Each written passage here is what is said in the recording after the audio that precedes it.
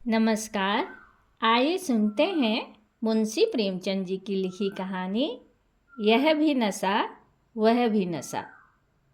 होली के दिन राय साहब पंडित घसीटे लाल की 12 दरी में भंग छन रही थी कि सहसा मालूम हुआ जिलाधीश मिस्टर बुल आ रहे हैं।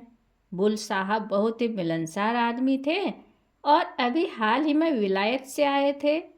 भारतीय रीति नीति के जिज्ञासु थे। बहुधा मेले ठेले में जाते थे। शायद इस विषय पर कोई बड़ी किताब लिख रहे थे। उनकी खबर पाते यहाँ बड़ी खलबली मच गई।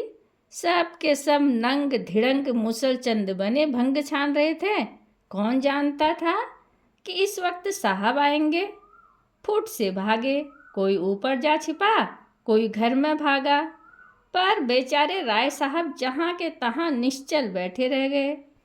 आधा घंटे में तो आप कांप कर उठते थे और घंटे भर में एक कदम रखते थे। इस भगदड़ में कैसे भागते? जब देखा कि अब प्राण बचने का कोई उपाय नहीं है तो ऐसा मुंह बना लिया मानो वह जानबूझकर इस स्वदेशी ठाठ से साहब का स्वागत करने को बैठे हैं। साहब ने बरामदे में आते ही कहा, हेलो राय साहब, आज तो आपका होली है।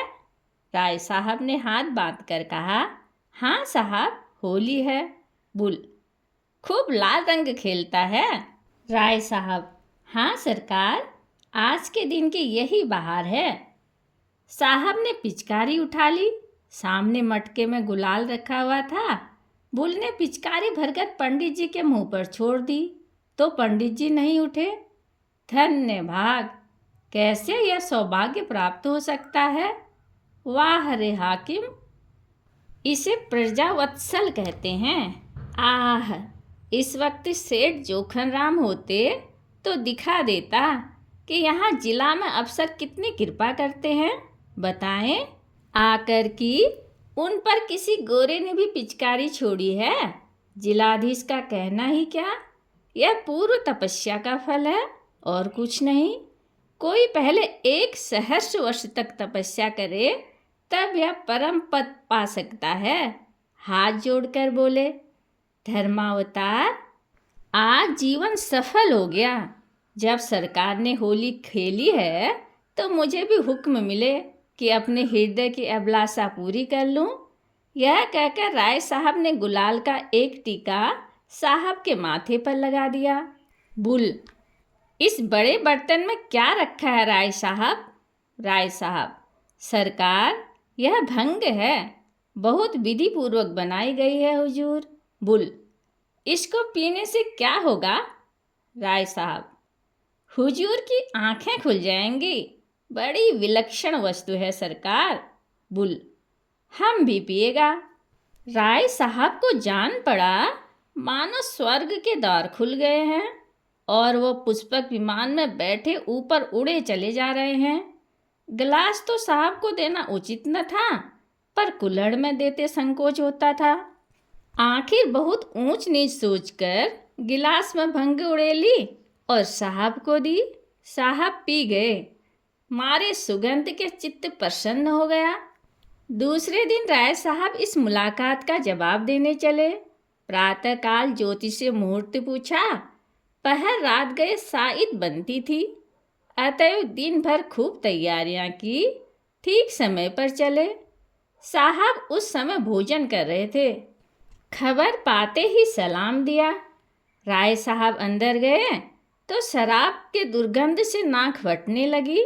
बेचारे अंग्रेजी दवा न पीते थे, अपनी उम्र में शराब कभी छुई भी नहीं। जी में आया कि नाक बंद कर लें, मगर डरे कि साहब बुरा न मान जाएं। जी मचल रहा था पर सांस रोके बैठे थे। साहब ने एक चुस्की ली और गिलास मेज पर रखते हुए बोले, राय साहब, हम कल आपका बंग पी गया, आज आपको हमारा बंग पीना पड़ेगा। आपका बंग बहुत अच्छा था, हम बहुत सा खाना खा गया।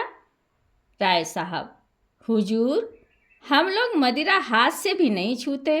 हमारे शास्त्रों में इसको छूना पाप कहा गया है। बुल, हंसकर, नहीं नहीं, आपको पीना पड़ेगा राय साहब। पाप पुण्य कुछ नहीं है। यह हमारा बंग है, वह आपका बंग है, कोई फर्क नहीं है। इससे भी नशा होता है, उससे भी नशा होता है, फिर फर्क कैसा? राय साहब, नहीं धर्मावतार, मदिरा को हमारे यहाँ वर्जित किया गया है। बुल, ऐसा कभी होने नहीं सकता। शास्त्र मना करेगा तो इसको भी मना करेगा, उसको भी मना करेगा, अफीम को भी मना करेगा। आप इसको पिए, डरे नहीं, बहुत अच्छा है। यह कहते हुए साहब ने एक गिलास में शराब उड़ेलकर राय साहब के मुंह से लगा ही तो दी। राय साहब ने मुंह फेर लिया और आंखें बंद करके दोनों हाथों से साहब का हाथ हटाने लगे। साहब की समझ में यह रहस्य न आता था। वह यही समझ रहे थे कि यह डर के मारे नहीं पी रहे हैं। अपने मजबूत हाथों से राय साहब की गर्दन पकड़ी और गिलास मुंह की तरफ बढ़ाया। राय साहब को अब क्रोध आ गया। साहब खातिर से सब कुछ कर सकते थे, पर धर्म नहीं छोड़ सकते थे। जरा कठोर स्वर में बोले, हुजूर, हम वैष्णव हैं, हम इसे छूना भी पाप समझते हैं। राय साहब इसके आगे और कुछ न कह सके। मारे आवेश में कंठावरोध हो गया। एक क्षण बाद जरा स्वर को संयत कर फिर बोले, हुजूर, भंग पवित्र वस्तु है। ऋषि, मुनि, साधु, महात्मा, देवी, देवता सब इसका सेवन करते हैं। सरकार, हमारे यहाँ इसकी बड़ी महिमा लिखी है। कौन ऐसा पंडित है जो बूटी न छानता हो? लेकिन मदिरा का तो सरकार हम नाम भी लेना पाप समझते हैं।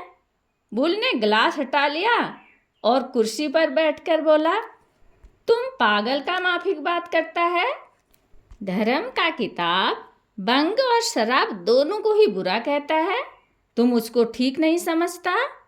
नशा को इसलिए सारा दुनिया बुरा कहता है कि इससे आदमी का अकल खत्म हो जाता है। तो बंग पीने से पंडित और देवता लोग का अकल कैसे खत्म नहीं होगा, यह हम नहीं समझ सकता। तुम्हारा पंडित लोग बंग पीकर राक्षस क्यों नहीं होता? हम समझता है कि तुम्हारा पंडित लोग बंग पीकर खत्म हो गया है, तभी तो वह कहता है यह अछूत है, वह नापाक है, रोटी नहीं खाएगा, मिठाई खाएगा। हम छूले तो तुम पानी नहीं पिएगा। यह सब खत्म लोगों की बात। अच्छा, सलाम। राय साहब की जान में जान आई। गिरते पड़ते बरामदे में आए, गाड़ी पर बैठे और घर की राह ली। कहानी सुनने के लिए धन्यवाद।